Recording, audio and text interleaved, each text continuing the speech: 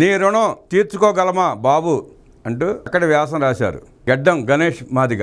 గత సంవత్సరం August 1న వర్గీకరణపై supreme court తీర్పును స్వాగతించడంతో పాటు ఆంధ్రప్రదేశ్ ఎస్సీ వర్గీకరణ అమలు కార్యాచరణలో భాగంగా 2024 నవంబర్ 15న విశ్రాంతి ఐఏఎస్ అధికారి రాజీవ్ రంజన్ మిశ్రాతో వన్ మ్యాన్ కమిషన్ ముఖ్యమంత్రి నారా చంద్రబాబును నియమించారు. ఈ కమిషన్ అదే నెల 27న బాధ్యతలు స్వీకరించి రాష్ట్రంలోని అన్ని జిల్లాల్లో పర్యటించి 3820 వినతులను స్వీకరించి దళితుల స్థితిగతులను అధ్యయనం చేసి ఎస్సీలను 3 గ్రూపులుగా చేసింది. ఏ గ్రూపులో రెల్లి ఉపకులాలకు 1%, బి గ్రూపులో మాదిగ వారి ఉపకులాలకు 6.5%, సి గ్రూపులో మాల వారి ఉపకులాలకు 7.5% కేటాయించాలని సిఫార్సు చేసి తన నివేదికను మార్చి 10, 2025న రాష్ట్ర ప్రభుత్వానికి సమర్పించింది. మార్చి 17న రాష్ట్ర మంత్రివర్గం రాజీవ్ రంజన్ మిశ్రా కమిషన్ సిఫార్సులను ఆమోదించి మార్చి 20న అసెంబ్లీలో వర్గీకరణపై విధాన నిర్ణయాన్ని ప్రకటించింది. ఎస్సీ వర్గీకరణకు తెలుగుదేశం పార్టీ కృషి చేసినంతగా మరే పార్టీ చేయలేదంటే అతిశయోక్తి కాదు. గతంలో కూడా దళితుల అసమానతలు తెలుసుకోవడానికి 1996 సెప్టెంబర్ 10న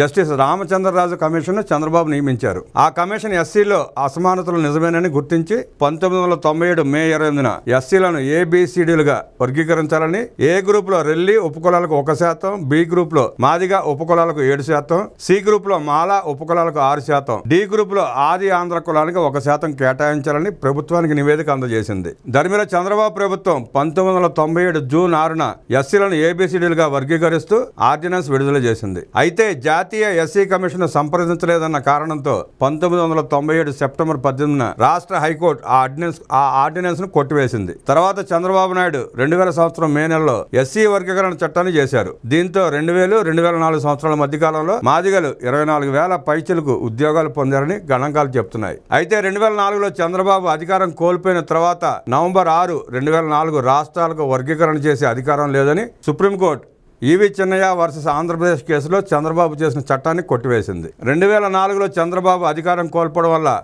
మాదిగ జాతి తీవ్రంగా నష్టపోయిందని ఇప్పటికీ మాదిగలు బలంగా నమ్ముతారు. 2004లో ఏ సుప్రీంకోర్టు అయితే రాష్ట్రాలకు ఎస్సీ వర్గీకరణ చేసే అధికారం లేదని చెప్పి చంద్రబాబు చేసిన చట్టాన్ని కొట్టేసిందో 20 ఏళ్ల తర్వాత అదే సుప్రీంకోర్టు రాష్ట్రాలు వర్గీకరణ చేయవచ్చు అని తెలిపింది. దీని ద్వారా 20 ఏళ్ల క్రితం చంద్రబాబు చేసిన వర్గీకరణ చట్టం న్యాయమని చెప్పకనే చెప్పింది. అలాగే 2014-2019 మధ్య చంద్రబాబు నవ్యాంధ్రప్రదేశ్ ముఖ్యమంత్రిగా ఉన్న సమయంలో దళితుల జనాభా నిష్పత్తి ఆధారంగా నిధులు ఖర్చు చేయడానికి జీవో నెంబర్ 25 విడుదల చేసి అమలు చేశారు.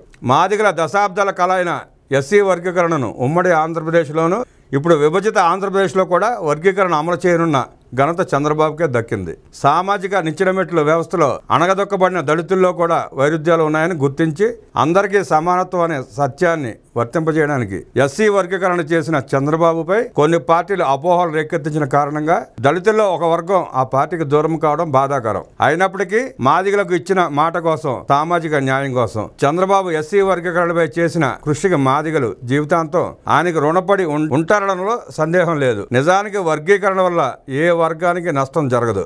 ఆయా జనాభా దామాషా ప్రకారం రిజర్వేషన్ కోటా కేటాయింపులు జరుగుతాయి. మాదిగ ఉద్యోగ సమాఖ్య నాయకుడు గడ్డం గణేష్.